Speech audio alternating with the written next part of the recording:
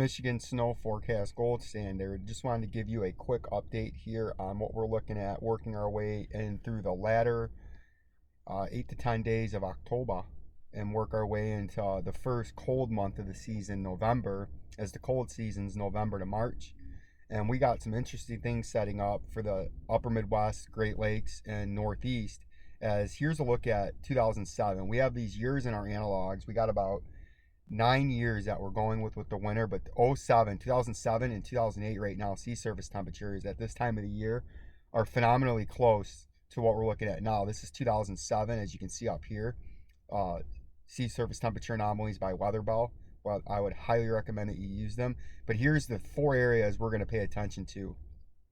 180 between 150 east and 150 west. This circle right here, this positive anomaly in sea surface temperatures. You see that, right? And then you can see from the coast of Siberia and Russia to Alaska, down the west coast of Canada, Washington, Oregon, California, down the Mexico border, and then branching your way out. In this case, right here is cooler, but it branches out towards Hawaii, and it's a cool ring right there. That's a cold PDO look, right? Then you got a La Nina right there, and then you got in the MJO region that has a big influence on what goes on. A big warm patch in the Indian Ocean, through the straits by Australia, and then southeast down into here, right? You see that look? Now look at 2008. Very similar. The warm patch is in the same spot. This warm patch is similar, if not in the same spot. You can see it's a little warmer here, but you got that cold PDO ring, more defined in 2008, right, than in 2007. You see that, but very similar. Look at that. Almost identical. You can see the big warm pool here. It's back a little bit farther to the west and a little less defined in 2008 than in 2007, but it's still there. Then you can see this big warm tongue right here. You can see in 2007, it's almost identical. It's in the same spot, about the same strength, right? And then the La Nina in 2007 was stronger and further east over here towards South America. In 2008, it's farther west or towards the equatorial equator right here towards the Central Pacific, more centered, right?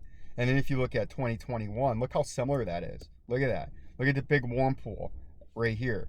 Keep your eye on it here. A little bit back to the west, almost right in the middle. Classic, right? So that's area 1. Area 2 is the cold ring. See that right there? Looks more similar to 2008 than it does 07, because right here in 07 is a little bit warmer. But look at how similar those 3 areas look right now. And then if we look at the La Nina, this is a double La Nina. In 2008 we had the La Nina, and in 2007 we had the La Nina, right? And then look at 2021, this big warm tongue right there. It's there in 2008 and it's there in 2007. See how super simple and easy that is? It's not voodoo, it's not magic, it's not man-made global warming that causes seasonal and yearly weather patterns. If I can figure this out by looking at the sea surface temperatures and correlating it with other times that it's happened, it's not magic or voodoo. You don't need some magical degree and some expert to explain this to you. I can explain this to you, and we are explaining it at Michigan Snow Forecast Gold Standard. So now you can see what we're showing you here, and it shows you that in 07 and 08, Octobers look like this, right? Cold along the west coast, right? Washington, Oregon, California. And then as you work your way into the Intermountain West Divide, it starts to get about neutral. And then east of the Rockies, it's very warm in the high plains, Montana, North and South Dakota, Kansas, Nebraska, down into the Panhandle of Texas and Oklahoma. The Great Lakes and Ohio Valley and Midwest are very warm, and then the Northeast are very warm, and it's subtly cooler along the Gulf Coast, maybe because you had some tropical developments happen there, right? And then let's look at what's actually happened. Look at that, almost to a T. So we know we're on the right track looking at the sea surface temperatures and where the positive and negative anomalies are.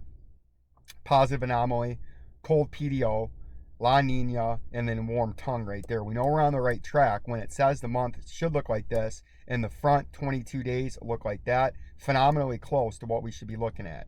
Now, as you know, Michigan Snow Forecast Gold Standard, with our last update that we did about 10 days ago, we got a quick start to winter forecast for the upper Midwest, specifically the Great Lakes and Northeast.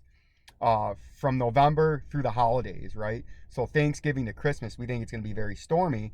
And if we look at 2008 and 2007 November temperatures, it was very warm in the west and it was very cold east of the Mississippi, the Great Lakes in the northeast, right? Big trough on the east coast, active storm track, right? And we think early in November, the front 10 or 15 days are going to turn out quite cold. And the extreme northeast, the I-95 corridor from Florida all the way up. And then as you get to mid and latter part of the month towards the holiday, the cold air starts to back off towards the upper Midwest and center itself over the Great Lakes, right Midwest. Back here, and then start forming a ridge on the southeast coast and a storm track cutting up the middle, right? And then if you look at December, it turns out very cold. You can see the backing up that we're talking about where the upper Midwest and the Great Lakes is where the cold is centered. You get that southeast ridge, and then the storm track's going to essentially cut right up the middle, right? And then when you look at November and December, you got a quick start to winter for the upper Midwest, Great Lakes, and Northeast. From Thanksgiving to Christmas, and when you average it all out together, it's below normal where most of the people live, and a quick stormy start to the winter. And if you look at December precipitation, you can see it's very stormy in the Illinois, Ohio Valley, Great Lakes, and Northeast, along with below normal temperatures, would imply a very fast start in November and December with multiple significant winter storms going across the country and a cold start to winter. It all seems to be lining up for November and December, fast, cold start to winter, and then it starts to back off as we work our way in towards January and February. And then if you look at the last model run from October 31st to November 7th, you can see it's going towards the analog of a cold start to November. You see that November, it should look like that. And you can see what the front week looks like. It's got a cold Florida all the way up to the northeast, right?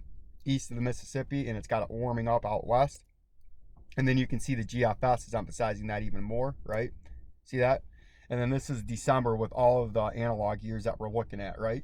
So we're on the right track for a cold upper Midwest and Great Lakes and Northeast start to winter, right? And then it might modify as the season goes on. And as we look at the surface pressures, you can see right now what's going on is you have a bunch of low pressure up in northwest Canada, right, and Alaska.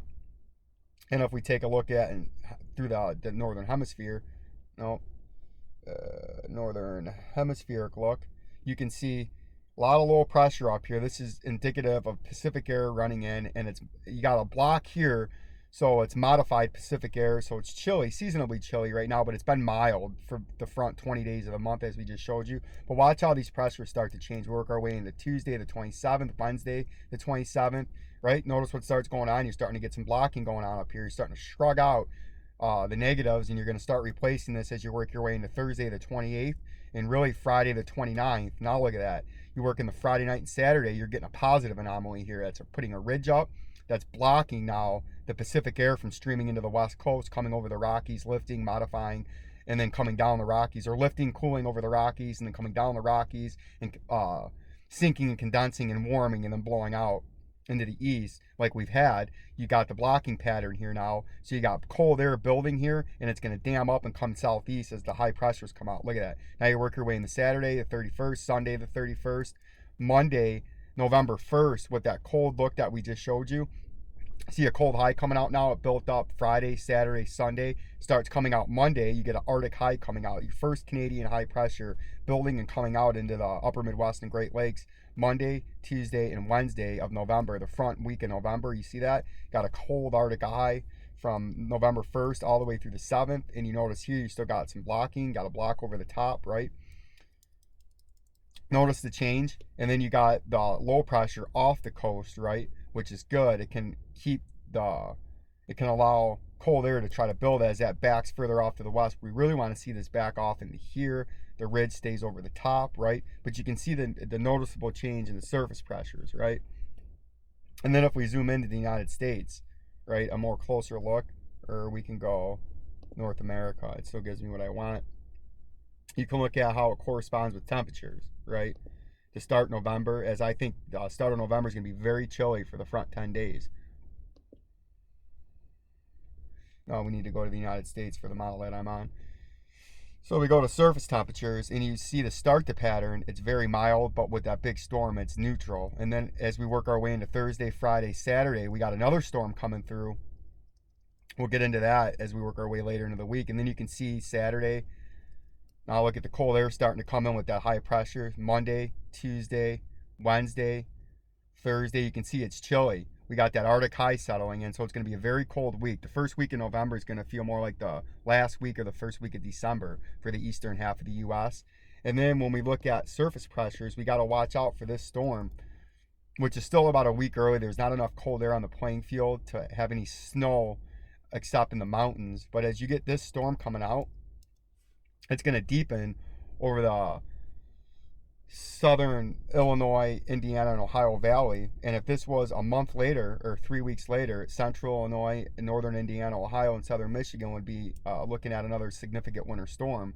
But as it is, there's not going to be enough cold air. You're going to get some high mountain snows of the season on the Appalachians, right? North Carolina mountains, West Virginia mountains, and western Pennsylvania mountains are going to see your first snow of the season as this deepens and moves off the East Coast and is a phenomenally strong, second strong mid-fall storm of the year, right? And then it moves out, and then the Arctic high comes in behind it. See that? See the high pressure coming down out of Canada? That's going to put in the Arctic air, or the Canadian air, right, coming out of Canada. And then you can see your surface temperatures, your 2-meter temperatures. You can see the freezing line is this grayish looking color, and you can see as we work our way into next week, we're going to be dropping below freezing at night in a lot of areas, right? As you get some chilly Canadian air working its way in. It's going to be a very chilly week for the first week in November next week. I'll give you another update as we work our way through this week or the start November, as we take a look at how November's progressing in comparison to our overall November forecast, right? Become a follower to this page. There's a nice little easy follow button right there at the top of the page. Hit that follow button on Facebook, Michigan Snow Forecast Gold Standard. Where you're watching this video, the link brings you to my YouTube page, Vincenzo's Gold Crypto Investing. Peace and love. Peace and love.